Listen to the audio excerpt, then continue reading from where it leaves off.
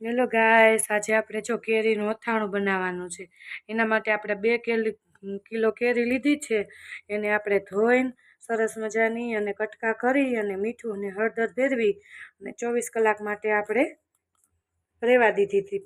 પછી એનું પાણી કાઢી અને આવી રીતે જો એકદમ યલો કલરની થઈ જાય ત્યાં સુધી આપણે રહેવા દીધી। પછી એને આપણે એક ટુવાલની અંદર સૂકવી દીધી છે। 2 થી 3 કલાક સૂકવવાની। પછી આપણે મસાલા કરશું।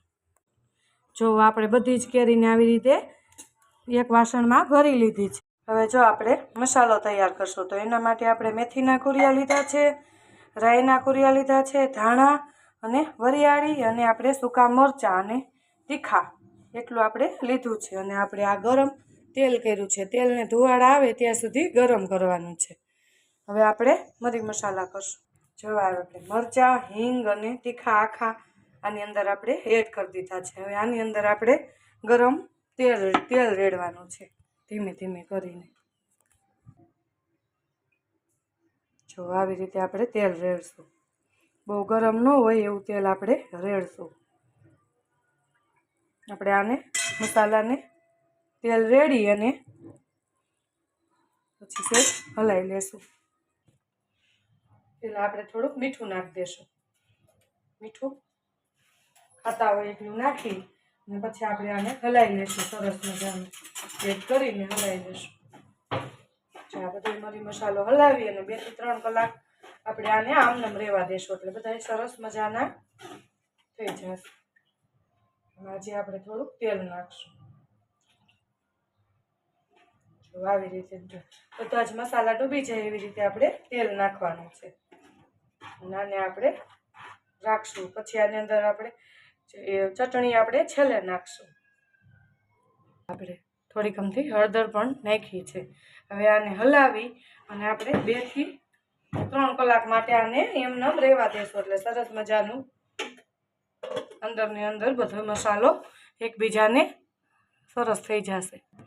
હવે જો આપણે આ ડબલ હાથીનો મસાલો આવે છે, આચાર મસાલો, આપણે એ પણ થોડોક એડ કરશું મસાલાની અંદર। આને પણ રેડ કલર આવશે। આપણે 2 કિલો કેરી છે એટલે 1 થી 1.5 ચમચા જેટલો આપણે કાશ્મીરી લાલ મરચું નાખશું। તમે ઓલું પણ નાખી શકો।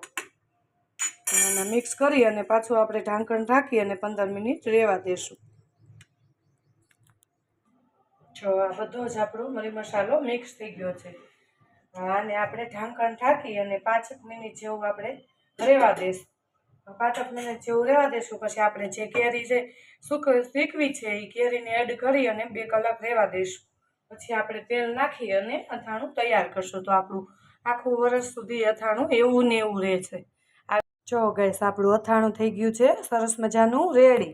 હવે આને આપણે ઢાંકી અને 2 થી 3 કલાક માટે રહેવા દેશું। એટલે આ અથાણું છે આપણું એ સરસ મજાનું રેડી થઈ। અને આપણે ઢાંકી અને 2 થી 3 કલાક માટે આપણે રહેવા દઈશું। એટલે બધું જ કેરી બેરી બધું જ આપણું સરસ થઈ જશે। 2 થી 3 કલાક પછી આપણે એક બોટલમાં ભરી દેશું।